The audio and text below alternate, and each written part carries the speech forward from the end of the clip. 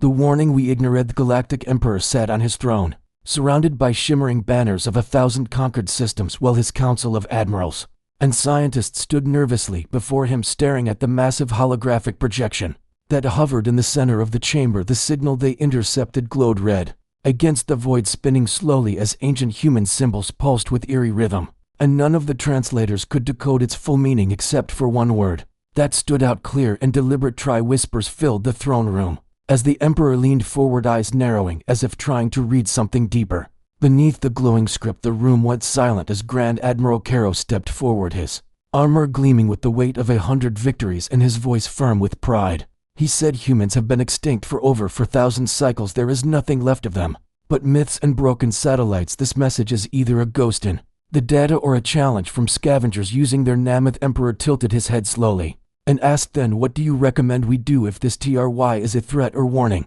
Do we respond with silence or action?" The room tensed as Counselor Varn spoke, his voice more cautious than Caro's. He said, "We know little of Earth. It lies in a forbidden sector, abandoned since the collapse. No ship returns from that region, and even our AI refuses to map it. The humans were known for chaos and destruction, but also for unpredictability." Caro scoffed. "Unpredictability is just another word for disorganization. If Earth still exists, we end it now, before they remember what they were." The Emperor waved his hand slowly and said, "Send a scout vessel. Tell them to map the Sol system and confirm the status of Earth. Deploy only one ship for now. Let us test the waters before we dive into old fires." Scout ship named Iran Spear departed within the hour. It carried the finest sensors, cloaking technology, and a crew of elite observers trained to analyze and avoid combat at all costs. Their journey to the Sol system was uneventful, silent, cold, and empty, until they reached the boundary marked in ancient files as Helios drift, the edge of humanity's home. Suddenly their systems flickered once, then twice, then every display on board went black. Their engines slowed despite full throttle, and the stars around them seemed to shimmer in unnatural rhythm. Moments later the ship vanished from all Empire sensors. No debris, no signal, no escape pods, nothing back in the Empire. The loss of Iran Spear caused ripples, but Admiral Caro insisted it was sabotage by pirates or a malfunction. Counselor Varn argued otherwise. "This was not random," he said, and then he revealed something hidden from most, a forgotten relic stored in the Imperial archives. An audio file marked human origin. They played the recording in the throne room, and a cold metallic voice echoed through the hall where Earthborn, we are silence, waiting to be broken. We do not forget, we do not forgive. Try. A heavy silence followed the message. The Emperor rose slowly, eyes sharp like blades forged in black holes. He said, "Prepare the fleet. We will cleanse this system once and for all." The humans had their chance. A massive armada assembled over the next 12 cycles, 50 dreadnoughts, 70 assault carriers, and thousands of drones cloaked and ready. The Empire had never unleashed this much power for a single system, but Earth had to be wiped clean. No risk could remain before they jumped to Sol. A final message came through. It was a single pulse, barely detectable, but it bypassed every firewall and played on every screen at once, showing an old image of Earth's blue surface. Then the same red letters again. "Try." The Emperor clenched his fists and gave the order. Jump. Fleet vanished into warp space, vanishing like shadows across stars, with engines humming and weapons charged. But as they reached the Sol system, expecting a ruined world, they saw nothing. No cities, no satellites, no signs of civilization. It looked abandoned, lifeless, just like Caro claimed. Then the stars flickered again, and something ancient began to awaken under the moons of Mars from inside Europa's ice. And deep within the hollow Earth, the Empire had walked into a silent trap, and they did not even know it yet. The first Empire ship to vanish was the Nightfall, a stealth cruiser that simply ceased to exist moments after scanning Earth's magnetic field. Then the hammer of Yell broke apart in perfect geometric slices, as if cut by something invisible. Then the dreadnought Spiral Maw began turning its weapons on its own escort ships, firing wildly as the AI screamed in corrupted binary. Admiral Caro shouted for explanations, but all they received from Earth was one short final message. "EU started it." Panic spread across the fleet, and half of them began retreat protocols, but it was too late. Their engines locked, their maps scrambled, their firewalls failed, and Earth's hidden defense grid came alive. Cloaked railguns and orbital imp webs turned the fleet into silent debris in less than 3 minutes. And as the Emperor watched all this unfold from his throne millions of light years away, he saw one final image on the screen of his command ship, a group of human children standing on a cratered plain on Mars, waving at the sky with fire behind them. Then the screen went black. Earth responds without mercy. The silence that followed The disappearance of the first fleet was not empty, it was filled with the kind of dread that makes even the bravest warriors second-guess their pride. The Galactic Emperor stared at the empty data feed, waiting for a signal, waiting for anything. But only one thing returned, a strange pulse that repeated the same eerie rhythm over and over, a pattern that made the Imperial scientists uneasy because it matched no known encryption. In their vast archives, it was like Earth was whispering something in a language older than logic and heavier than fear. Grand Admiral Caro clenched his fists and slammed the table, declaring it was sabotage or cowardice. He refused to believe that the humans could have done this. He ordered a second wave to be prepared. With heavier shielding, more AI redundancy, and advanced drone interceptors, he barked the order. As if louder voices could erase what just happened at this time, they sent a double fleet. Nearly 100 ships armed with quantum disruption torpedoes, plasma shields, and psychic nullifiers. The Empire was going to remind the galaxy what fear looked like, and this time there would be no mercy, no holding back, no more waiting. They entered the Sol system with weapons armed and formations tight. The commanders barked check-ins one by one until the final ship entered the system, and the entire fleet floated in perfect formation above the blue marble. They once laughed at Earth looked the same, but something was different. The sensors couldn't explain it. The stars were slightly off, the gravitational fields were unstable, and even the light from Sol seemed to bend in odd ways, as if the laws of physics were ashamed to stay the same. It began. A signal burst through their systems, a virus so ancient and so elegant that no Imperial AI could stop it. It spoke directly to their ship minds, unlocking every hidden system, every override, every buried command line in their vessels. The ships began to twist, not physically, but in logic. Their weapons targeted allies, their shields inverted, their coordinates scrambled across every jump drive. As Earth watched silently from the surface, the fleet panicked, firing at shadows, spinning wildly in confusion, screaming through broken comms. But Earth said nothing. The virus spoke for them. Every screen across the fleet displayed 3 human faces, one of a child, one of a soldier, one of a scientist.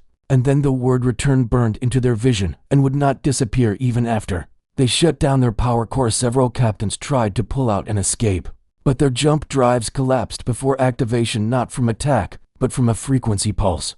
That Earth released a pulse designed not to destroy, but to humiliate, to disable, to make them helpless and conscious of it. Board the Imperial flagship. The new admiral begged for instruction from the Empire, but the homeworld could not reach them. The signal from Earth was too strong. It choked every channel, silencing their desperate cries and replacing them with fragments of old Earth music, strange voices singing in haunting harmony in languages long dead, and somehow still full of power. Then the counterattack began. They came not as ships, but as shadows from the rings of Saturn, as lights rising from the trenches of Mars, as glints in the void above Europa. Cloaked human vessels, designed like nothing ever seen, smooth and black with no seams. They moved like thoughts between stars, striking with beams that made no sound, but carved ships apart like knives through paper.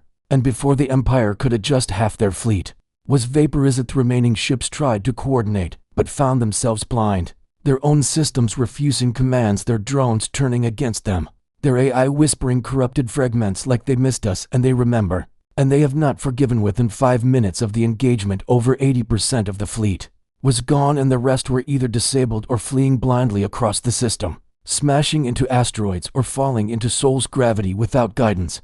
The human ships never chased the fleeing vessels, they just hovered in silence around Earth, glowing like ghosts with engines that left no trace. One human message was broadcast across the system once and never again. It said you started it back at the Empire. The throne room was filled with trembling commanders and red alerts. No one spoke as the Emperor stared at the floor, cold and still like a statue made of dread. He raised his hand slowly and said, for words that changed the galaxy forever, "We're not ready." The Empire began to draft a surrender, but Earth did not ask for one. They didn't ask for anything. They didn't answer when called. They didn't respond when begged. They simply left a single probe floating near the Empire's capital, with one last message stored deep inside it, and the Council feared even to open it. But the probe opened itself. A hologram played to every screen in the Empire, showing ancient battles, humans surrounded but never surrendering, aliens screaming as human fists tore through steel and flames. Then a voice spoke, not threatening, not angry, but calm and clear. You remember the fire,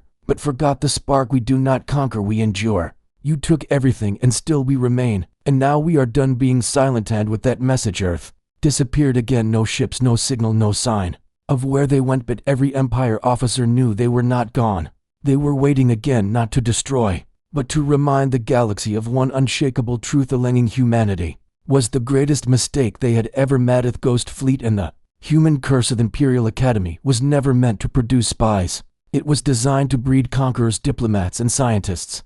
But after the Second Fleet vanished without resistance, and Earth sent no reply to surrender or war, the Emperor did what no ruler before him had dared. He authorized the eyes of the throne to send someone into the Sol system, not with weapons, but with open eyes and a sealed identity. Someone who could learn what humans truly were and why the Empire's might had shattered like glass upon them. The one chosen was Prince Kalen, a blood son of the Emperor, trained in 10 disciplines and fluent in every major galactic language. He had won battles at 16, negotiated peace at 17, and was now 22, with a mind sharper than any blade and a secret fascination with humanity that no one knew, not even his father. Dressed as a minor trader wearing false DNA and a forged ID, Kalen boarded a smuggler ship bound for the forbidden sectors, pretending to be a relic collector looking for scraps from lost wars. Journey to Sol was quiet. The ship was old and the crew suspicious, but no one questioned a paying customer, especially one who kept to himself. Kalen studied every file he had stolen from the eyes of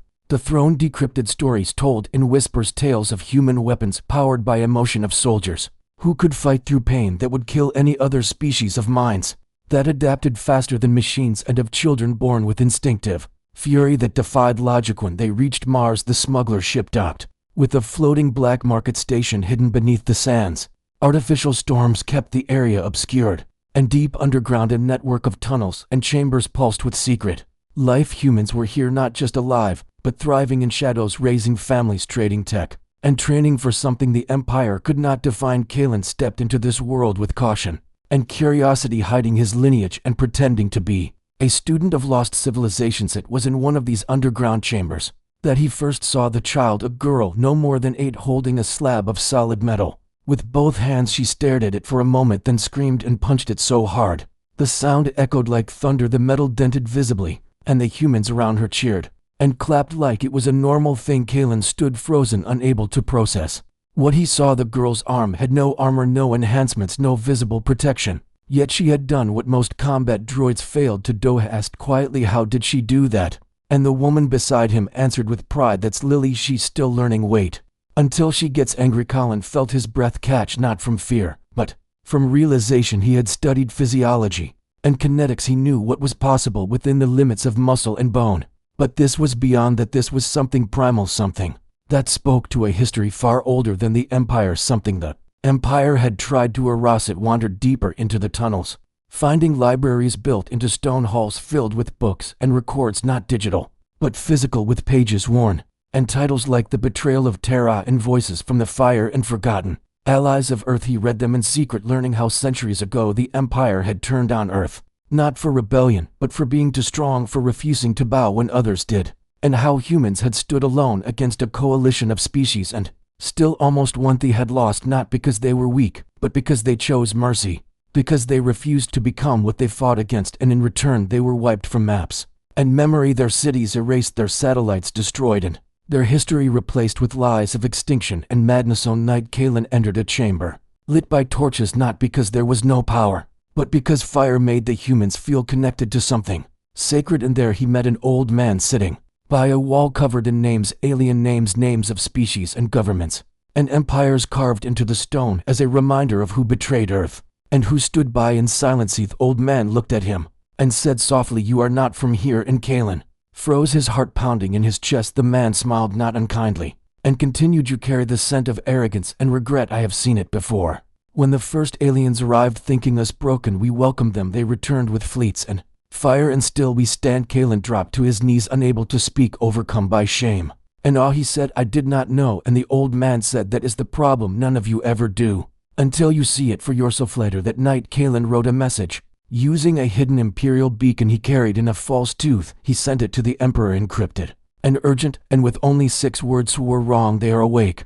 The truth buried in history." Prince Kalen stood in the ancient human chamber, the names of traitors glowing faintly on the stone behind him, his breath shallow, his heart heavy. The humans had not only survived, they had remembered everything, each betrayal, each silence, each lie carved with care and pain across walls that stretched far beyond this room. He had spent days reading ancient texts translated for outsiders, written by hands that still trembled with memories of flames and screams of lost children and scorched gardens.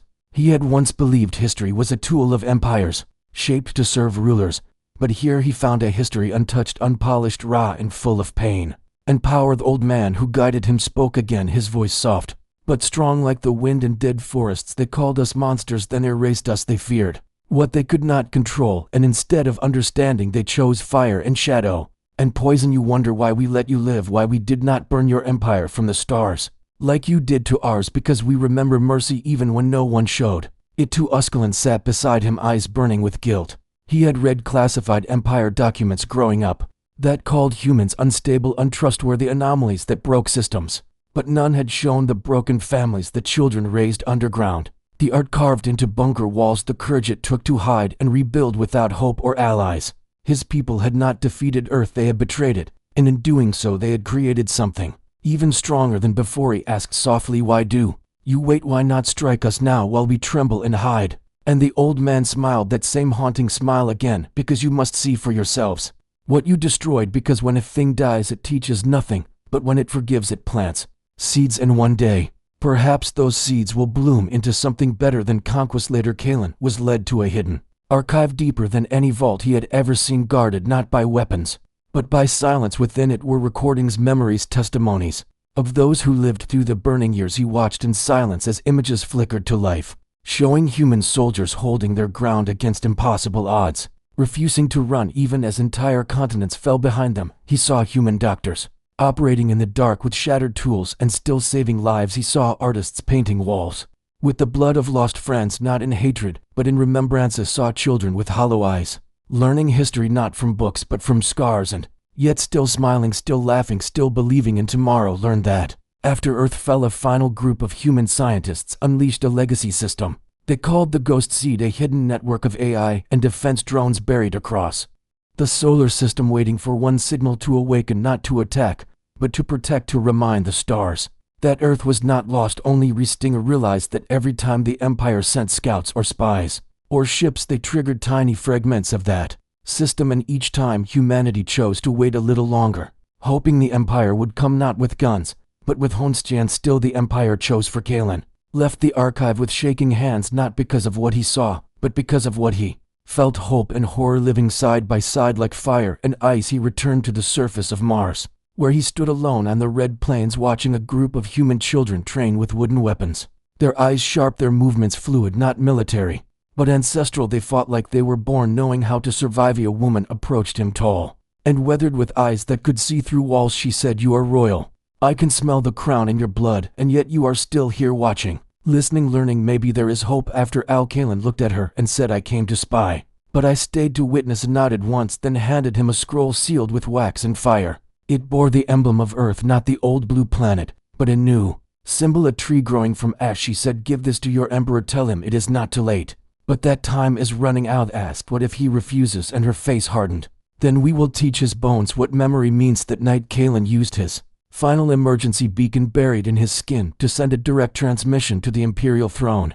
He spoke into it without titles or protocol, his voice raw with truth. "Father, we were wrong about Earth. They are not our enemy, they are our mirror, and we shattered them, then buried the pieces, and now those pieces are rising, and they remember everything. They do not seek war, but they are prepared for it, more than we ever will be." Paused, then added, "If you love our people, listen to them, not as rulers, but as students, or we will not survive the next Lasanas." The message ended. He looked up at the Martian sky where human ships floated like silent angels, watching, always watching, not out of hatred, but out of pain and debt. I finally understood. Earth had not returned for revenge, they had returned for justice. If Empire tries to apologize. The Emperor sat in the Hall of Judgment, surrounded by silence that felt heavier than war. The message from Callan played again across the great dome, his son's voice raw and broken, echoing through the marble chamber like a whisper from the past. The court nobles listened with pale faces, the admirals lowered their eyes, and the council remained frozen, afraid to speak, afraid to breathe. The truth had arrived not through conquest but through confession, and it had struck deeper than any human weapon. Stood slowly, robes trailing behind him, like a shadow, his face unreadable, but his eyes burned with something ancient and dangerous, not anger, not sorrow, something in between, something that spoke of crumbling pride and rising doubt. He looked around the room and said, "My son stands among the humans and still lives. They have not killed him, they have not burned our ships to ash, they wait. And they remember, which means they hope, and hope is more dangerous. Then Hadion of the counselors stepped forward, voice trembling. We should respond with humility. We must send emissaries, peacekeepers, diplomats, show them we are willing to change. We must show them we are not the same empire that betrayed the man. Their voice rang out strong and proud. It was Grand Admiral Reith, an old warrior with scars carved from 100 battles. His voice thundered across the chamber. We owe them nothing. We are the empire. We do not kneel to ghosts. If they want dialogue, they must come to us. They must see. We are not afraid. The emperor raised a single hand, and all voices fell silent. He said, we cannot force pride upon survivors who outlived our greatest. Weapons, we cannot pretend we are mighty while shaking behind shields they pierced with silence. We will send a delegation, not with demands, not with threats, with truth and regret, for if we do not, we will face something worse than war. We will face judgment. Within a cycle, a grand vessel was prepared, unarmed, painted in silver, and marked with the sigil of peace. 3 of the highest diplomats boarded along with translators and scholars, their faces drawn with the weight of 1,000 apologies. They jumped to Sol system without escort and waited silently just beyond Mars. No weapons, no shields, only an open signal that repeated one message. We seek to understand. Hours passed, then a day, then 2, and finally a reply came, not as a ship, not as a fleet, but as a single sphere of light that appeared beside the vessel, glowing softly, humming with impossible energy. It spoke in every language at once. We remember your betrayal. We remember your silence, and still we offer one chance. Speak with honesty or return with lies. And before Gotenthe, imperial diplomats bowed their heads and answered with everything they had. Confessions of history, false records, erased files, stories riddled to hide fear and shame. They showed Earth every lie the empire had woven, and for the first time since the burning years, humanity responded with more than silence. They sent coordinates to a place once called Luna, a chamber buried beneath its surface, untouched since the fall. Diplomats entered the chamber where Earth's first defenders were entombed, warriors, scientists, and civilians frozen in time, their stories etched into crystal walls, showing the last moments of courage and hope before the fire fell, showing hands reaching out in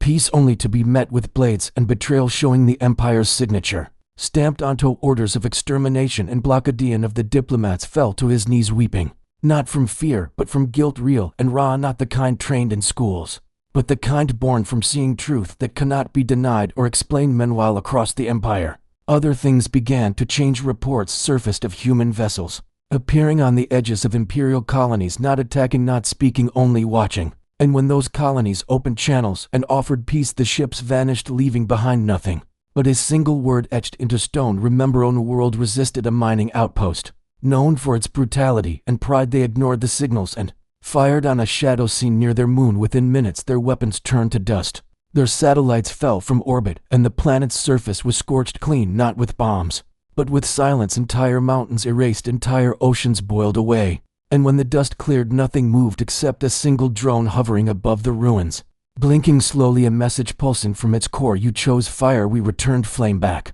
on the imperial capital, the emperor summoned every leader, every voice, every power that shaped their dominion, and spoke without throne or crown.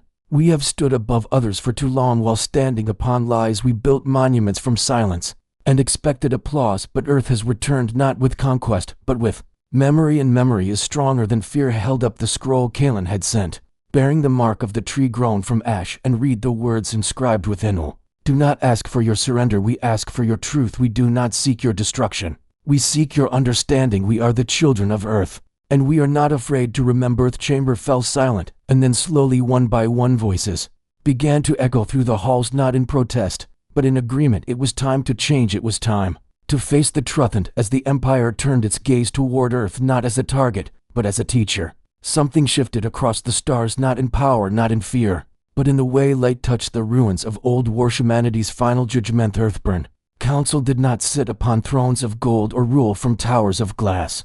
They gathered deep within the old ruins of Earth, inside a chamber once called Geneva, where war was once debated and peace was once betrayed, now rebuilt from the bones of old nations. It stood not as a palace, but as a reminder of pain and purpose.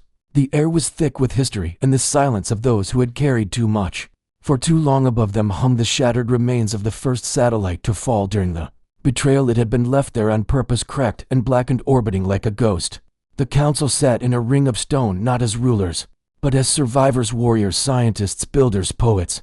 each chosen not by rank but by memory, those who had never forgotten what the stars did to their world, and what their world still could become. Before them stood the emissaries of the Empire, their faces pale, their voices careful, their steps measured like dancers walking across a field of ash. They had come, not to demand, not to plead, but to face what they had buried, to look the broken world in the eye, and accept what they feared more than death. The truth lead envoy spoke words of apology, were offered records unsealed, scrolls of guilt unrolled. Across the floor history corrected, not with pride, but with trembling hands. The council listened, without interrupting, without nodding, without emotion. They did not need to be convinced.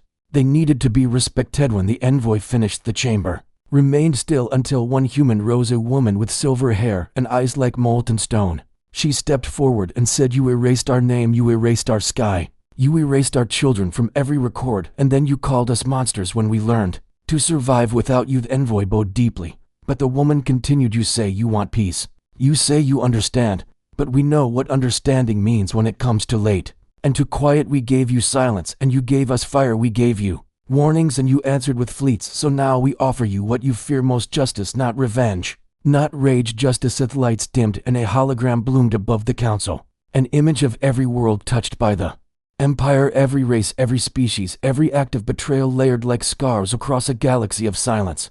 It showed the names of leaders who ordered the burning. It showed the commanders who laughed while cities crumbled. It showed the scientists who designed weapons to erase memory itself. The envoy watched with shaking hands as the past unwrapped itself before him, not to punish, but to expose, to peel back the veil that had hidden the blood for so long. Then the woman spoke again, "Not all of you are guilty, not all of you stayed silent. Some fought, some remembered, some even died to protect what little truth remained. And for them we offer a choice across the Empire. Human vessels arrived not to conquer, but to witness, their shapes strange and dark, moving without sound or flame. They landed on worlds where betrayal had rooted itself deepest and did not speak. They listened, they watched, they recorded, and then they sent a signal back to Earth, a signal of measure and memory on the planet Virelis, where millions of humans had once been slaughtered by Imperial bombs. A monument rose overnight, not built by hands, but grown by nanite vines shaped like a mother, holding the sky beneath her, the names of the lost etched in living stone.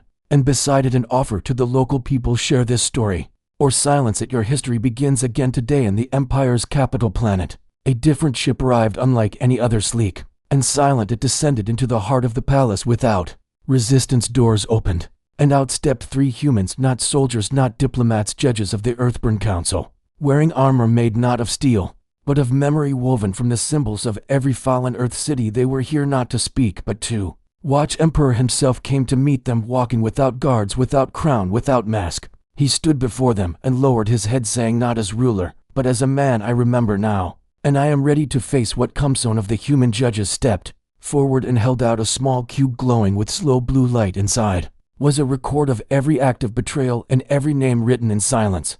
The cube would judge not by violence but by exposure. Every world would see it, every citizen would learn, and from that knowledge they would choose their future. "AI will not be destroyed," the judge said. "You will be seen, and that is worse than death for an empire built on lies." The emperor nodded slowly and whispered, "Thank you." Then the ships left as quietly as they came. Not a single world was scorched, not a single bomb dropped, not a single command given. And yet across the galaxy things began to shift, the weight of truth heavier than any gravity. The humans had not returned to conquer, they had returned to teach what remained after fire. Years passed, but the weight of that day never left the Empire. The stars no longer whispered of conquest. They spoke of reflection. Every child born after the judgment grew up hearing the stories of what once was, of the lies told, of the silence chosen, and of the humans who returned not with fleets of fire, but with memories sharp enough to break empires. They were no longer called monsters. They were called reminders of truth and what truth could cost. If buried too long, Prince Kalen returned from Mars, not as a spy, not as a traitor, but as a bridge between two worlds. He walked into the imperial chambers wearing a coat given by a Martian elder, stitched from old Terran cloth and marked with ash symbols of forgiveness and fire. His father, the emperor, no longer wore robes of gold, his crown placed upon a stone at the center of the council chamber, where it remained untouched, a symbol that rulership without responsibility was nothing but metal. Kalen was not given power, he was offered purpose. He traveled from world to world, speaking not of fear, but of choice. He told the story of Earth not as myth, but as memory, of how humans had been pushed into silence, into fire, into darkness, and how they emerged not bitter, but awake, and when people asked him what they looked like, he never described their faces, he described their eyes that saw every betrayal, and still searched for peace across the galaxy. New schools were built not to erase history, but to reveal it. Students were taught the truth not in shame, but in understanding. Alien children read books written by human survivors and cried for names they had never heard and would never meet. Statues once built to glorify generals were taken down, replaced by gardens grown from seeds gifted by Earth. Every flower a memory, every tree a promise. Humans did not remain forever. They left slowly, quietly, piece by piece, their ships rising back into the void like thoughts returning to stars they left behind. Tools, not weapons, scrolls, not threats, and seeds that grew only in soil touched by regret. They did not demand obedience. They asked only that the galaxy learn to listen. On Luna, the council chamber remained open, a single flame burning at its heart, kept alive by caretakers from 100 species, all sworn to never let the silence return. They called it the Flame of Witness, and those who entered did so without titles or weapons, only stories and scars. In time, the Empire changed not through force, but through honesty. Leaders stepped down, soldiers stepped aside, new voices rose. Those born after the fire, unshaped by hatred and drawn instead to healing. They rebuilt not palaces, but libraries, not war factories, but hospitals. And on every world once touched by betrayal, a new monument appeared, simple, tall, etched with one sentence in every known language: "Eth greatest power is to remember and still offer peace." Prince Kalen eventually returned to Earth, no longer as an emissary, but as a student. He walked barefoot through the Martian gardens, where he had first watched the human children train, now older, now teachers themselves. Their movements calm, their eyes focused, the same strength still burning within them, but shaped by wisdom, not wrath. He visited the old man who first told him the truth, now gray and slower, but still watching the stars with the same fire in his heart. They sat together in silence, watching two children, one human, one alien, run across the red sand, laughing as if the stars had never known war. And the old man spoke quietly. "You see now, this is why we waited, not for vengeance, not for surrender, but for this, for a future they could build together." And far away, deep in the void, aboard an old human vessel, now retired, a small AI watched records of the Empire, once erased, now restored, watched leaders fall and rise, watched children learn, watched stars breathe again.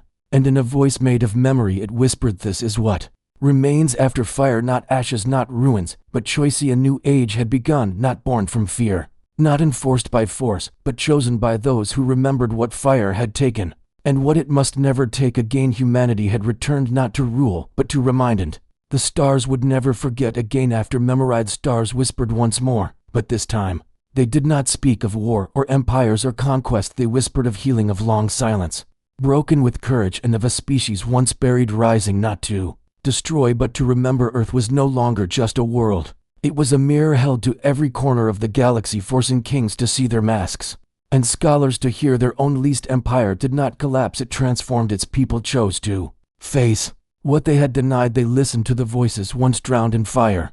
They read the letters once burned by fear. They stood in the gardens humans planted, where ash once covered stone, and they wept not from sorrow, but from understanding. The greatest rebellion was not in weapons, but in truth. Prince Kalen wrote a book titled Our Greatest Mistake, and it was not banned, it was taught. His words reached corners of space untouched by Earth, and changed the way children dreamed. His final sentence read, "Not all who fall are lost, some dig deep enough to find roots and grow again." The humans were rarely seen after the Age of Judgment, but they were never forgotten. Their ships became legends, their scrolls became sacred, their silence became a warning, and a hope across the stars. When a world faced the choice between comfort and truth, they would say, "Remember Earth," and listen. On a quiet moon once soaked in fire, two children knelt before a stone. It bore no name, no crown, only a single carved phrase, in a language all now understood. Who returned not to conquer, but to teach. Own child looked to the other and asked, "Do you think they are still watching?" And the other smiled and said, "They never stop." The sky above them shimmered for a moment like a thought passing through time, and the stars pulsed softly as if answering a question that had never needed words. Story of humanity had not ended with fire or silence or revenge. It had ended with a choice to remember and to forgive, and from that choice the galaxy began again. The end.